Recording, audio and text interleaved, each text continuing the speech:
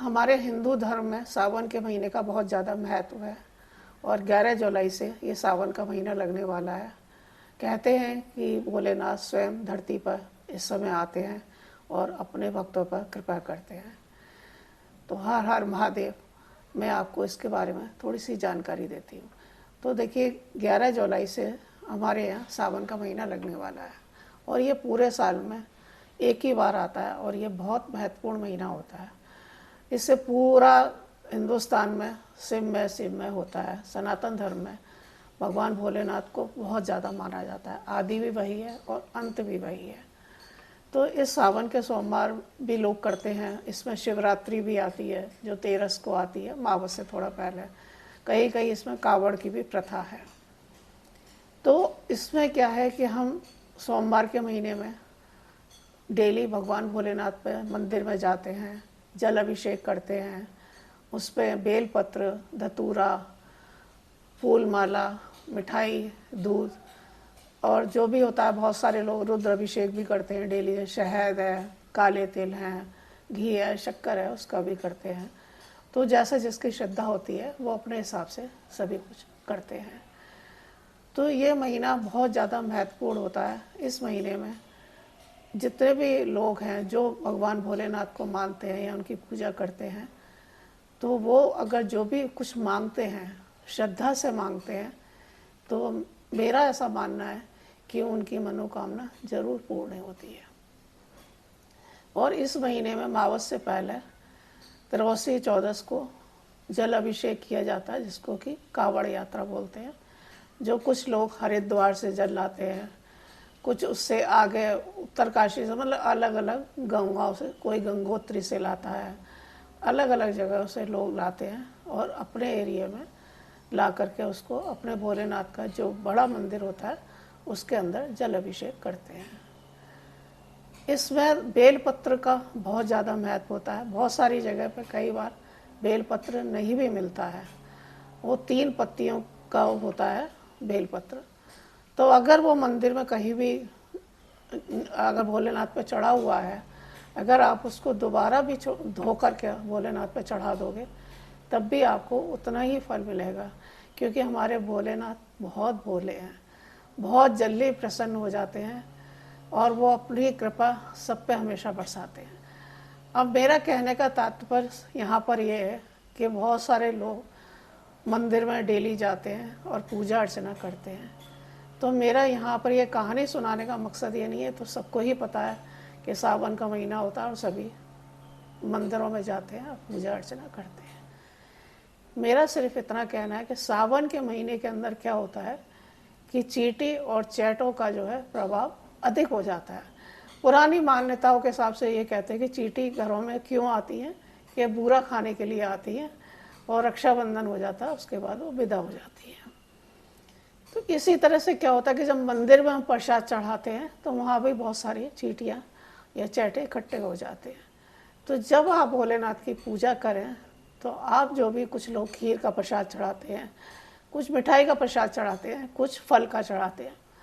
तो फल तो देखो बंद होता है, उसमें चींटी नहीं लगती है, वो तो आप आराम से चढ़ा सकते हो। लेकिन जो लोग मिठाई का या खीर का प्रसाद चढ़ाते हैं, वो भोलेनाथ के ऊपर ना चढ़ा करके, आजकल डिस्पोजल बहुत सारी चीज़ें आती हैं, उसके अंदर उस प्रसाद को ले आएँ और एक साइड में भोलेनाथ के पास चढ़ा दें। जिससे क्या होगा कि उस प्रसाद को कोई और ग्रहण भी कर सकता है और भोलेनाथ पे चींटियाँ भी नहीं लगेंगी।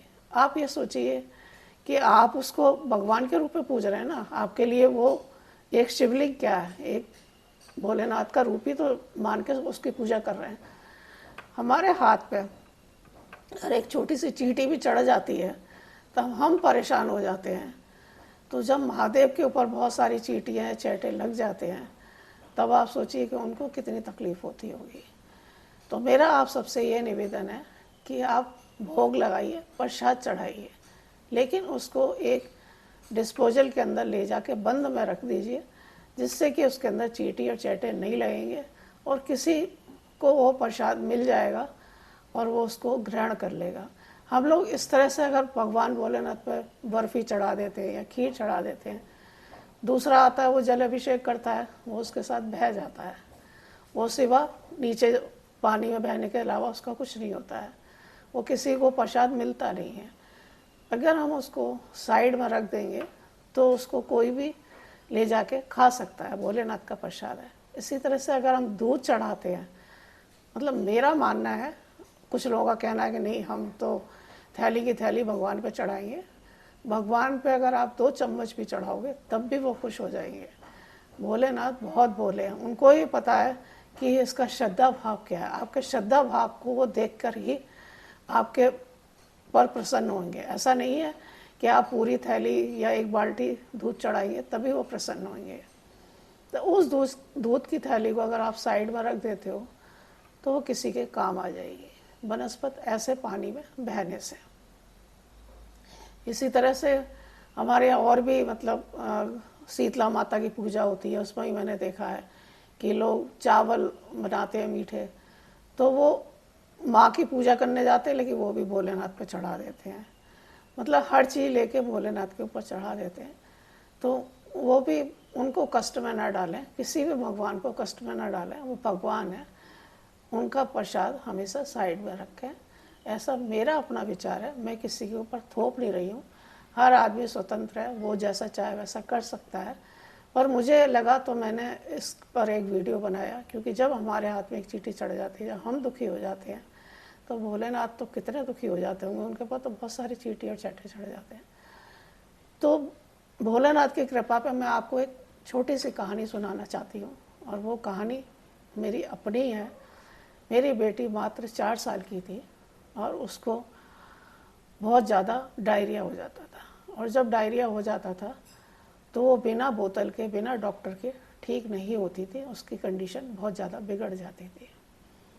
लेकिन एक दिन अचानक क्या हुआ कि रात का टाइम था और वो 4 साल की थी। तो मैं कुछ ऐसी जगह गांव में गई हुई थी जहाँ की कोई व्यवस्था नहीं थी, और मुझे उस दिन वो वहाँ पर रुकना पड़ गया। जब मुझे वहाँ रुकना पड़ गया तो रात को 10:30 बजे मेरी बेटी को डायरिया हो गया, और जब डायरिया हो गया तो उसके बाद में उसकी हालत बिगड़ती चली गई, और मेरे पास में कोई ऐसी व्यवस्था नहीं थी। मैं वहाँ पर अकेली थी, और जिनके यहाँ मैं गई हुई थी वो बहुत बुजुर्ग लोग थे, वो मेरी कोई हेल्प नहीं कर सकते थे।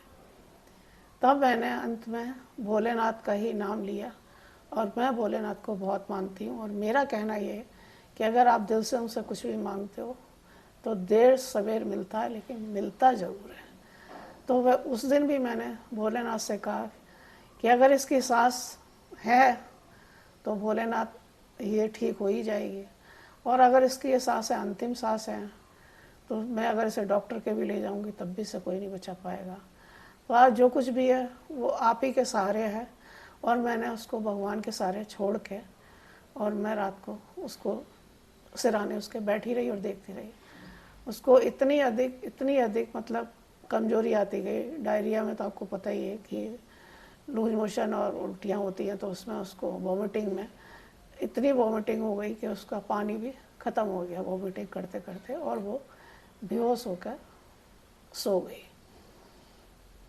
जब वो सो गई तो मैं बस भगवान से प्रार्थना करती रही कि जो भी होएगा वो सुबह ही पता लगेगा, जब दिन होएगा तब मैं कहीं कोई व्यवस्था करूँगी। उस ज़माने में इतने टेलीफोन वगैरह नहीं चलते थे। जब मैं ये बात बता रही हूँ 97 के आसपास की बात है, उस टाइम इतनी व्यवस्था नहीं थी। जब सुबह के 9 बज गए, मैंने उसको नहीं उठाया। जब सुबह के 9 बज गए तो मेरी बेटी स्वयं उसने धीरे धीरे आंखें खोली, और आँख खोलने के बाद वो उठी और वो बोली, मम्मी मैं ठीक हूँ। तो महादेव का चमत्कार तो चमत्कार ही है, और मेरे आंखों में आंसू आ गए, और मैंने उस बच्ची को, अपनी बच्ची को गले से लगा लिया। तो महादेव का चमत्कार मतलब मैंने स्वयं देखा है। तो ये कहानी किसी और की नहीं थी, ये मेरे अपने साथ हुई कहानी मैं आपको बता रही हूँ।